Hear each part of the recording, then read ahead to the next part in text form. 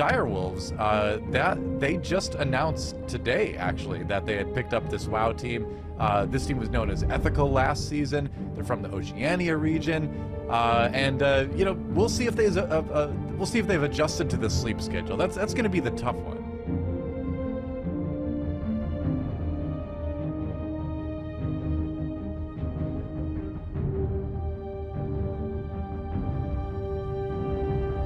Exactly what we were talking about. 40 sending all of his CDs, including that army, into this damage buff here, trying to make the most out of it. But like you said, those 25 seconds are going to be so crucial between those two teams.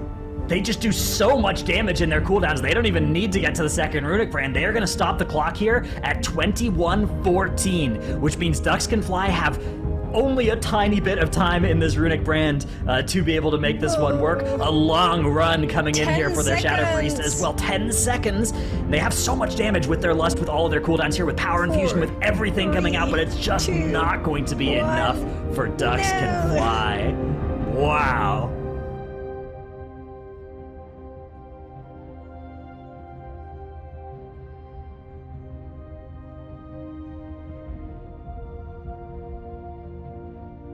But a big pull to start us off here for Direwolves. Yeah, Sigil of Silence carried a lot of weight there, stopping all of those imps from casting for basically their entire lives. This construct now just needs to be interrupted, and besides that, they've just got to make sure that Jack lives those shadow slashes, or that they stop those.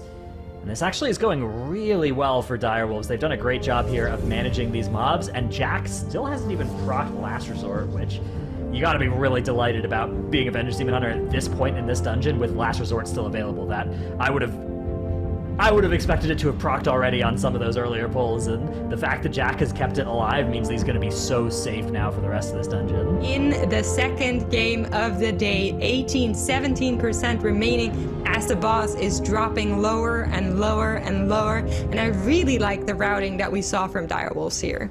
With a full wipe on their side, really good showing for, you know, a 16th seeded team. But yeah, it is going to be Direwolves stopping the clock there at 17:09 in Court of Stars.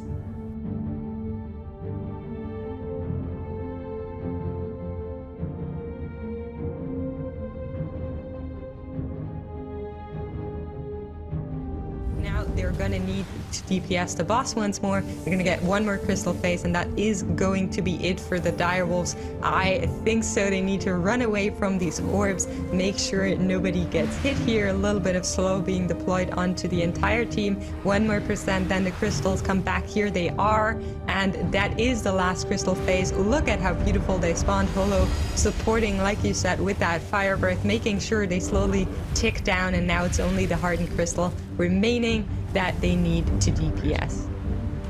A little bit, got a little burst damage at the end there. That was kind of too close for comfort on the fracture, but they do get it down. And Umbral Scroll does go down. That's going to be a 1-0 victory for Direwolves, and a very convincing Azure Vault. That was 4 minutes faster than any time we've seen this weekend in that dungeon.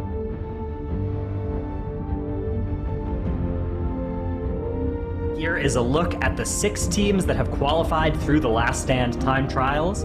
Direwolves have made the furthest run into the Azure Vaults that we've seen so far. They do have 3 deaths, but they made it into this frog area, and they're skipping by the breakers with that Mind Soothe. They had Chaz die on their big frog pull, which kind of sucks, but yeah, I mean they're making their way through it. It's slow. It's going to be slower than it necessarily has to be, but I think that they should be able to, like, yeah, 905. And then you compare that to Let Him Cook's Azure Blade split, where they're in that first intermission at 905. So Direwolves' potential time in here is kind of nutty. Legendary might be going for a similar time to Direwolves. I'll have to see. They should be able to get around that low 9-minute mark though once they're done with this intermission phase. The team that is known as the Direwolves, their time and their split that was on that frog area was so fast compared to some of these other teams. That's where we're going to see a major difference between some of these groups.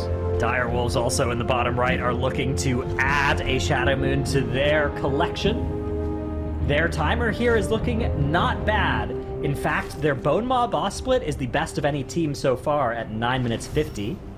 We will see if they're going to be able to actually put up a best time in this dungeon. Currently, the best time in Shadow and Burial Grounds comes from Legendary at 13:09. Direwolves hoping to be faster than that. I suspect they are going to be a little bit faster than it as well, so that's really good news for Direwolves, because of course the top 2 teams at the end of our weekend are going to be getting tickets to the Global Finals, but the competition is really fierce. Between all of these teams, it's going to be so hard, so actually having the best runs in some dungeons is vital to making it out of the weekend.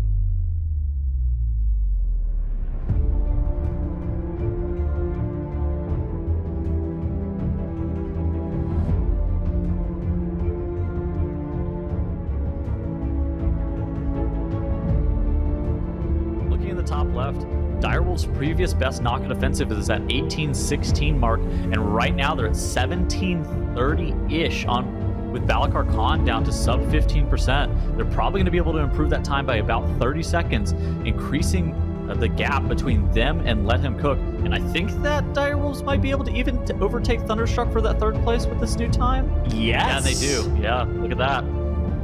Wow, well done by Direwolves, 1738.